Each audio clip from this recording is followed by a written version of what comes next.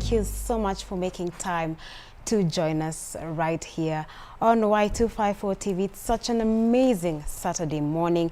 And you know what? Today you guys are going to be inspired. I know we talk about the young people finding something to do. We're always telling you there's always something you can do, you know, in your life and not just be out there idling. Today, I'm going to tell you about something that you can actually do from the comfort of your home and make an empire out of it. Just like this one lady I have here in studio. She is a force to reckon with. She is a media personality. She's a blogger. She's an influencer. She's an author. She is so much, and she created her empire from very humble beginning. And I know that from her story, you will be inspired. And you will also learn how you can make yourself a successful career from social media. Her name is Oluwatosin Ajibade. I really hope I did pronounce that well. I tried my best. And she's also known as Olori the Supergirl. And I kid you not, she is a supergirl. And you will understand exactly why. This is Real Talk. My name is Christine Kia. Do interact with us on social media at A Circuit TV show. The hashtag is Real Talk with Christine. Very welcome to the program. Thank you so much. Yes, nice to have you. Did I pronounce your name well? You did. I did well. You did well. Okay. I tried. Yes. Yeah. Thank you so much for coming. Thank you. You are indeed a supergirl. You've really created an empire for yourself, and from something that, you know, most people would ignore, you know, would think that this is not your average, you know, your normal career, doctor and all that. Yes. Yeah. So let's just start from the beginning, from your humble beginning. Who is Olori the Supergirl? All right, so my name is Oluwatosin Ajibade, but I'm popularly known as Olori Supergirl. So I gave myself the name because I wanted to be different from, you know, the rest. I wanted to be different from people, so I gave myself Olori Supergirl. So Olori means queen, and it represents royalty. And Supergirl came from the popular cartoon Superman. So yeah. So and for me, I've been doing this for the past 10 years, and I joined Facebook in 2008. Then I didn't really know what I was doing, but I had a flair for entertainment. I've always loved the entertainment scene, so I would always put out stories, headlines on my page, and I didn't know I was actually, you know, creating a community and even engaging them. So from there it grew to Twitter, and then I opened a blog in 2010. When I opened the blog, I really focused more on entertainment and lifestyle, fashion, events. So, and I had access pass to attend some of these events. Most of the top events in Nigeria. So that gave me more edge and more room to do more. And today we have built an empire from it. All right, so you're saying you started this about 10 years ago. Yes.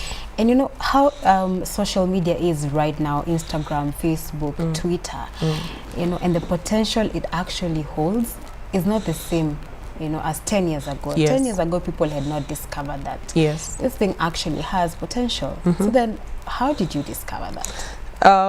Okay, so I would say for me, I was just doing what I loved, and people saw that in me. So they saw the passion, they saw the love I had for it, and you know, someone just told me, "Do you know you can actually make money off social media?" I said, "How?" And then he said, "By charging people." So for me, I felt guilty, you know, charging someone to say, okay, for me to put this on my platform, I'll charge you. So then I didn't see it as something legal, you know, but today it's very legal, it's very authentic. As long as you have the following, you have the engagement, you also have the content, the right content, you know, to put on your platform, and you're also influential in your community, among your friends, even in the industry, people would definitely work with you. So for me, I grew from zero, and now we've built on different platforms, and also with credibility, integrity, you know, trust, value. These are the things that people look for, you know, when they're engaging with people that are online. Because when I started, I never had meetings, physical meetings. You'd just call me or send me a mail, and then we negotiate and we agree. You pay, I do your job, I send you my reports, you see, you know. So that was the way I was engaging. But when bigger brands came online, they wanted physical meetings. They wanted to see who is actually behind this handle, so they don't, you know, run into trouble because of company policies and a lot of things. So then instead having physical meetings, and they will meet face to face and all. So then they had to build that trust to say, do you know what, we'll work with you. And that is how it is today. People want to build trust with you, you know, before they do business. All right, so you started off as a blogger. Yes. From the beginning. Yes. And you know, I also did think about blogging at some point, but my journey was very short. I was in a computer lab at my university, actually the journalism lab. Yeah. And I started the blog and I gave it a name, which I don't even remember. And then I was like, okay. So the first thing I wrote was about the boyfriend I had then. And then that's over. That was the end of the blog. Okay, that was a personal blog for you. Yes. So like for someone who's, you know, just beginning, just tell them how your journey, you know, started as a blogger. Okay, so for me, I didn't even know about blogging. I attended a conference, and a friend of mine told me, oh, have you seen this platform, have you seen this blog online? And I was like, no. And then he told me to check it out.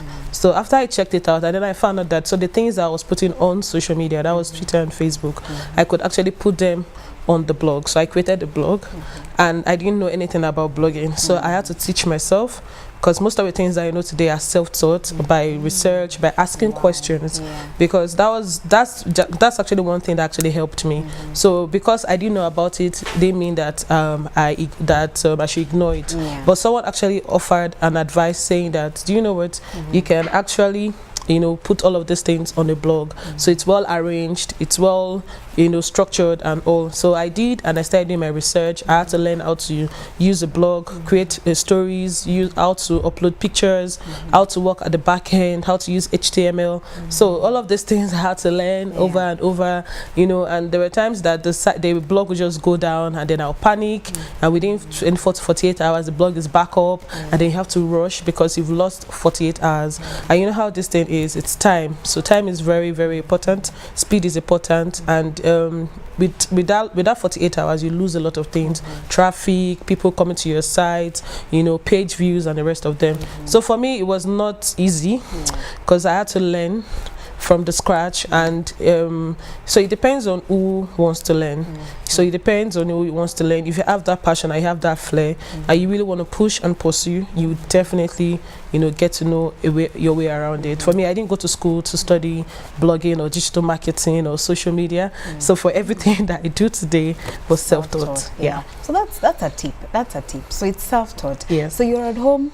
You know, you're saying there are no jobs. That's for people who say there are no jobs, there are no jobs. This is one thing you can actually do if you have money for data and you have a very good phone. I mean, I see a lot of young people who invest more in phones than skills. True. So people are supposed to even invest more in skills than mobile, but because of what it is today, it's technology. Everybody wants to use the latest phones. They want to use the latest device. So they spend more money on devices and say, oh, I'm broke, oh, I don't have money. So but why didn't you use the same money to learn a skill? Okay, but now that you don't have the money to learn a skill, and you have a digital phone, or you have a phone and you're online, you can actually go to platforms like Coursera, Udemy, EDX to learn skills. So if you don't know how to create a blog post, like for me, I didn't have those things then. I had to learn from scratch. But now you can actually apply for your free course online and then learn these things, you know, and you also get certified. So there are some platforms that actually certify you, and there are some that you also have to continue. So with these things, even if you have your phone and your data, you can also learn, acquire a skill online, and then use it to build yourself over time. Amazing. True that. Now, when you started blogging, obviously, like I'm saying 10 years ago, you know, it wasn't really the in thing. And you know, it's not what like every parent would want for you. Of course. Your daughter comes to you and said like, okay, so I'm going to be a blogger. They're expecting for you to say, I'm going to be a lawyer, I'm going to be a doctor, I'm going to be a journalist. Yes. So how was that? It was difficult for me, and I would say my parents are really strict, and for me, I had to fight my way. By saying fight my way, I'm actually the first child, and how it is from my tribe, if you're the first child, you have to lay good examples for your siblings. So I had a lot of pressure on me. I started, I had to learn how to be responsible at a very young age. So for me, it was more or less like, do it right, or you fail totally. And I failed a lot of times, and I also had to fight my way again. So I became, at a point, I became rebellious, not just because I didn't want to listen to my parents' advice, or not just because they didn't have the best for me in their hearts, but just because they wanted me to do so well, so that my siblings can actually, you know, learn from me and also do better. So for me, doing blogging, instead I studied accounting in school, and I'm not even practicing. You know, so two different things. And I didn't even study journalism or mass communication in school. I studied accounting.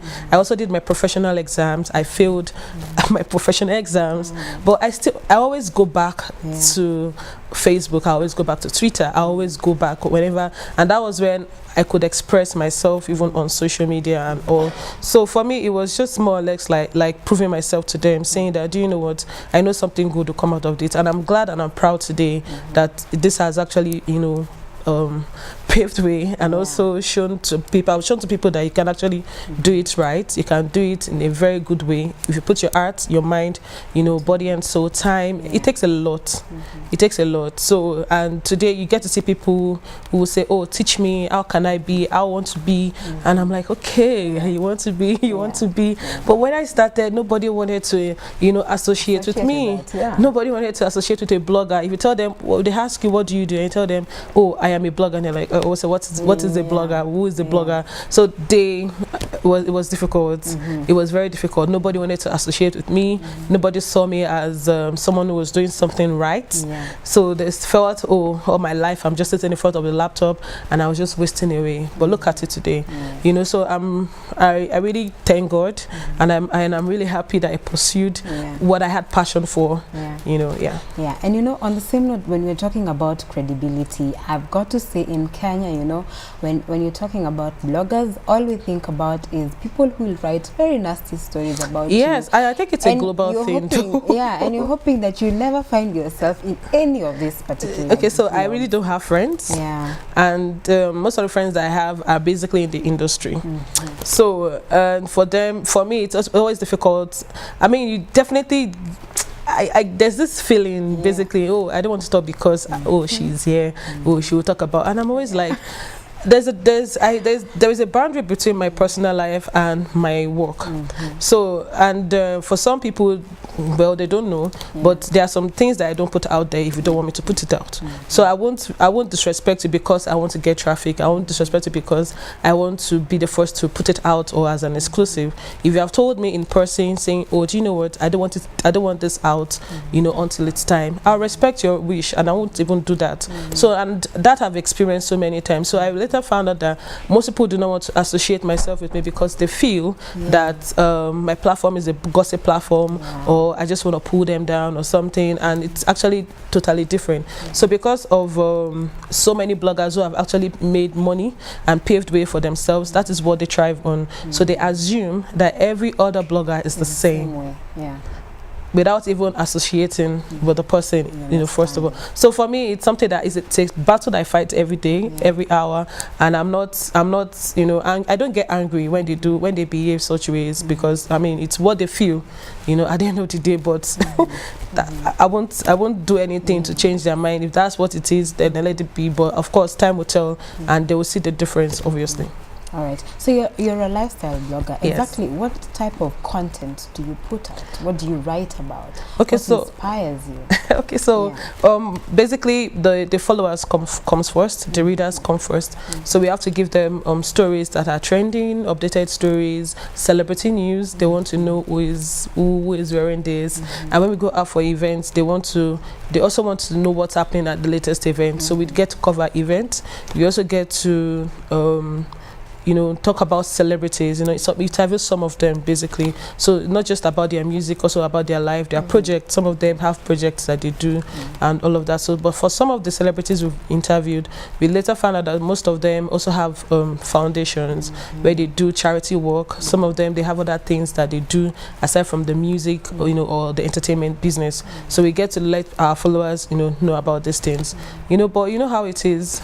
Everybody wants to know what it is. They want to know how it is. and all of that. So the followers actually are the ones that, you know, change the music most of the time. They change the music, and you know, our readers, we always have to keep them, you know, informed all the time. Yeah, so you have to be like up to date and really fast, and yes, always like doing as much research as yes, you can. yes. Yeah. So you're also an entrepreneur.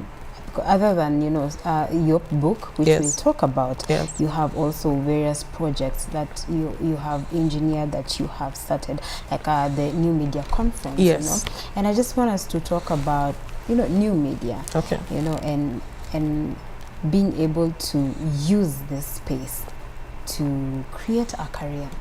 And so many people are making so much money, and of course a career through Instagram, Facebook, through Twitter, and through YouTube, you know. Yes. So someone who wants to know, what are some of the tips, you know, of making a career, making a living out of this, of social media? I would say that for some people who want to make something, or they want to create a career off social media, number one, they need to pick a platform they want to thrive on.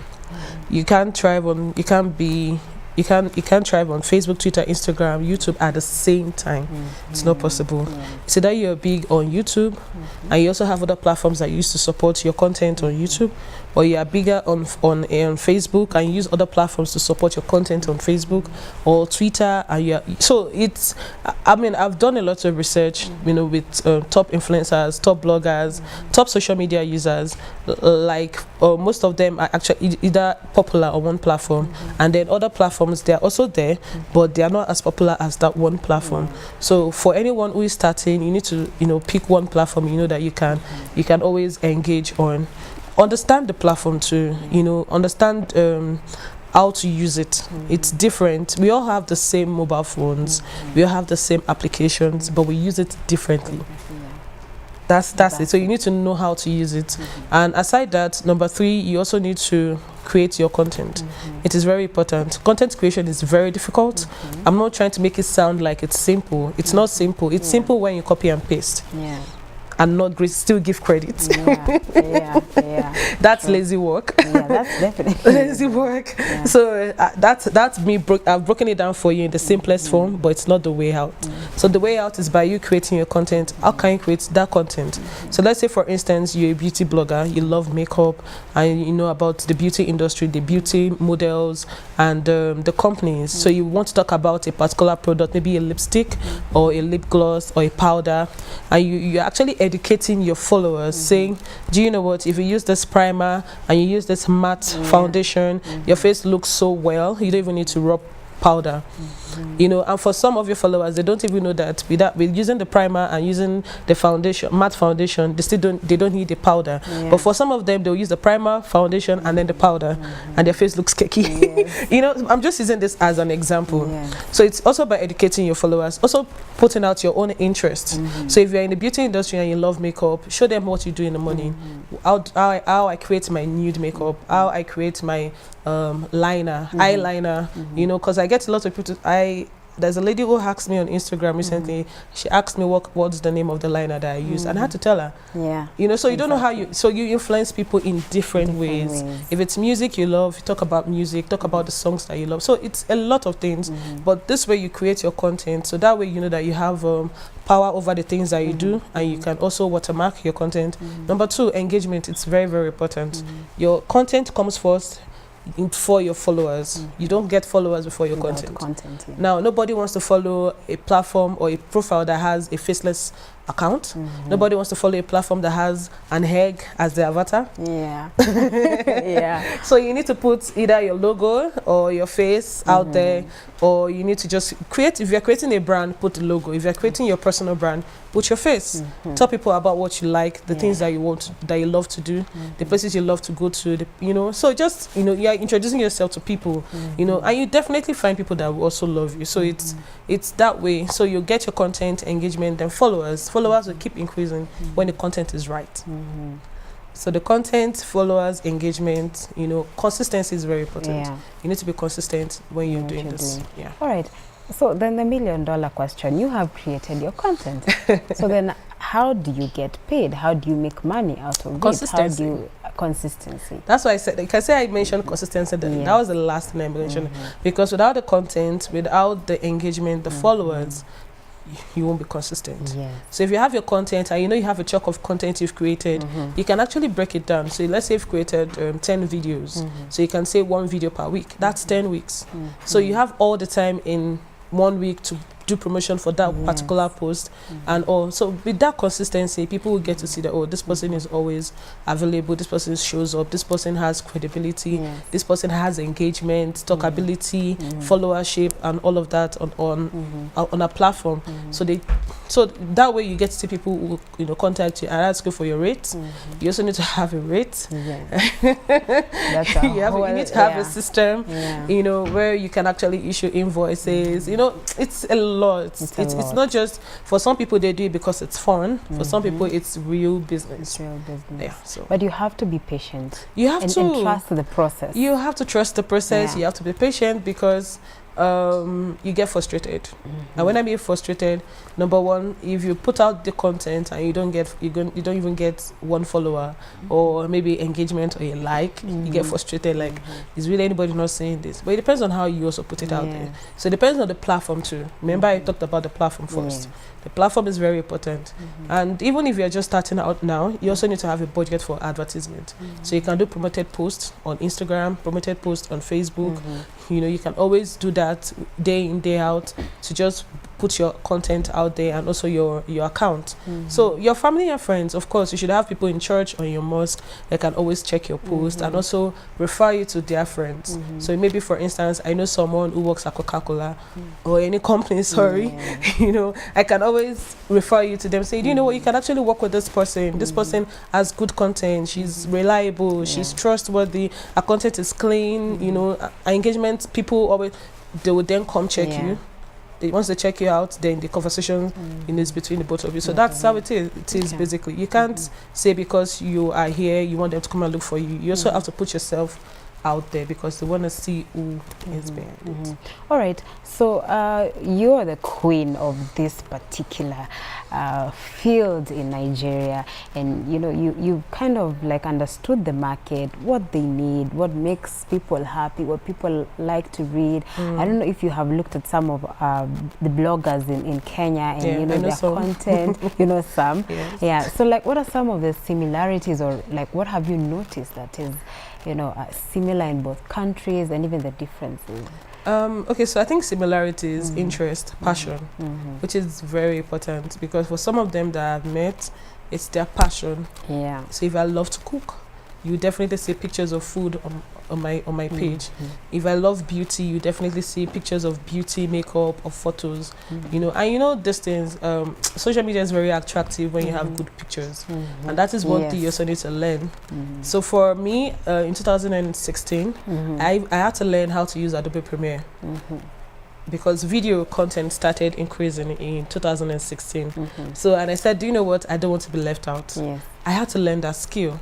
So today I know how to do the basic things on Adobe. If you open Adobe Premiere for me, I know what to do.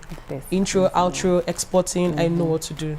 So for some people, they feel, oh, it's difficult, oh, I don't need to do this, I don't need to do that. So for some of the similarities that I've seen, people who actually, you know, put their interests out there, and they learn some of the skills and apply them day in, day out. You get to see that people fail, but you think it's perfect, but they failed, but you won't see it because, you know, and the thing about it is that you have to learn how to grow. You don't expect that everything has to be perfect because you want to be like this person. Your picture has to be like that person. Why not grow with what you know, and then, you know, improve over time? And maybe some of the differences, followership, location is also different. So those are some of the differences that I see. Then maybe time zone, and then content wise too, it can be the same. It can be, it can be the same. I think it also all just depends on your personal creativity. All right, so you also train bloggers, you know, and you know, as you're just telling us how you do this training, you can also just tell us about your company and the kind of services that you also offer. Okay, so in 2014 was when I realized that a lot of people wanted to know how to blog. So they would they send me messages to say, oh, please, you inspire me, please, I want to learn how to, so for me, I felt it was they were disturbing me. I felt they were just disturbing me. Yeah. So, but for me, I later found out that no, these people actually want something. So I need to attend to that need. So what I did was I started training in 2014. I started training people how to use social media and also how to blog. And yes, they were attentive. You know, they were also patient with themselves. And one of the things I also learned since I started training people is that no matter how much of yourself you pour out there, and you tell them, you know, there are a lot of disclaimers. Why? Yes. There's one thing I tell people: if I teach you today, does not mean that you become a blogger immediately. Yeah. Now, if I teach you today, the only thing that you owe yourself is to become that person you want to be. So you have to dedicate time to it.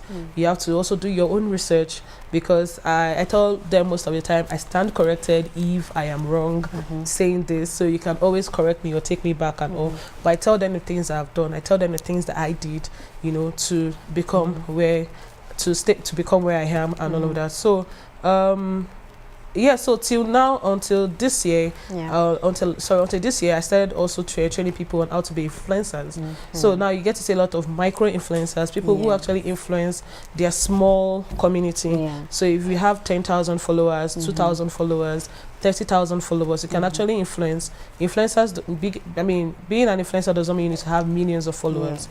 You can even start with your small following. So I had to teach people how to use that small following to influence their community. And I also have an online school where you can actually learn to be an influencer. It's called the Influencer Blueprint course. So the Influencer Blueprint course has 6 modules where you can actually, you know, become a well-known influencer. So it's a transformational course that takes you from where you are, you know, and takes you to where you want to be, and then you become better.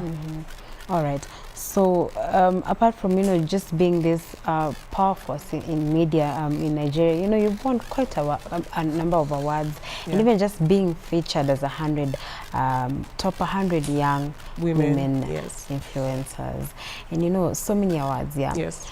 And how do you keep yourself humble? You know, how do you keep your values? How do you keep yourself sane in this particular space? Because it is a crazy space. Because once you get into media, you have to understand that everyone will be in your business. Everyone thinks they know you, and they don't. How do you, you know, stay sane?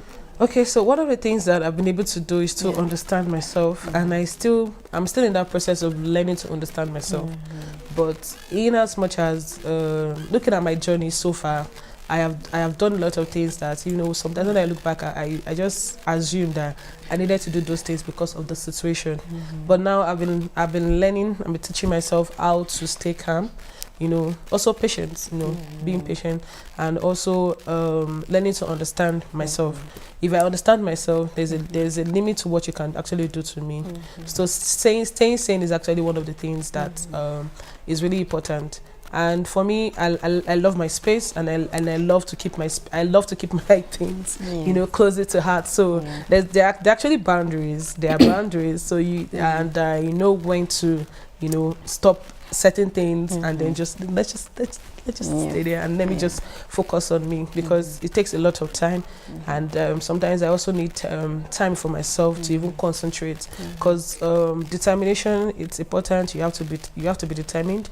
You also have to be focused. It's very easy in this industry to lose focus, and I've seen a lot of people. You know, there are some people that we started together, and today we are not even on the same space or on the same level. I really do not know what happened in their lives, but I'm just saying, basically, it's a crazy industry, it's a crazy, you know, space. So I just try as much as possible to remain calm, just do the things I need to do and get out. Once I'm done, remain calm, you know, and get out. So you know, so for me, I've been able to keep myself, you know, that way.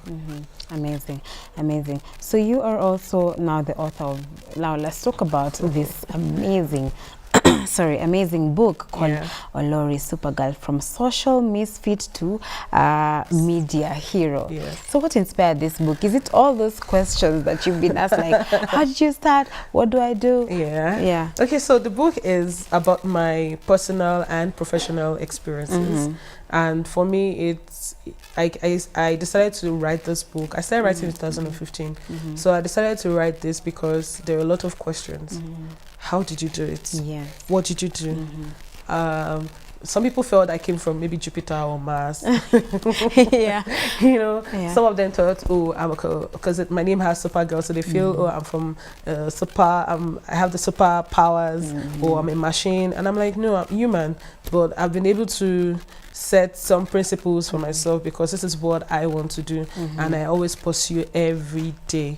So the book has the story, my journey as a young child, what my parents told me to do, what they told me to study in school, how I failed in school, and how I had to, you know, fight my way, you know, to becoming who I am today. So it's that journey, it's that story, because for a lot of people who have actually walked up to me and asked me questions, you know, in the past and even the present, I find out that some of them are still trying to find their own journey or their own purpose in life. So for some people, I tell them, I actually have to mention the books that I read that actually helped me too, because I didn't just decide that I'm going to make money today. I didn't just say that, oh, I want to be a blogger today. It was a journey. It was a process. And if you recall that when I was, you know, talking earlier, I mentioned that someone told me you can actually make money off this. Someone told me you should check out this blog. You know, so people were telling me things, and I had a lot of people advising me. And it's also good for you to know what you want. So you take all the advices, but don't use all of it at the same time. So take the ones that will actually bring change to you at that moment, and then, you know, when you remember the things that you also need to do, you can always remember those advices. So for me, it has been that journey for me so far, and I just want people to understand that no matter where you are, or no matter what you do, or where you're from, you can actually make it in life as long as you are determined and you're focused. You know, so some of the books that actually helped me, number one is the Ben Carson's book, which is Gifted Hands. I also read Rich Dad Poor Dad. I also read there's another book that I read, I can't remember at the moment, but those books, Purpose Driven Life. Yes, that's the book, Purpose Driven Life. And those books actually helped me make decisions. You know, even from the Bible, I got a verse that I hold on to all the time. You know, so for me, it was just me, self-discovery, basically. Self-discovery, because I wanted purpose.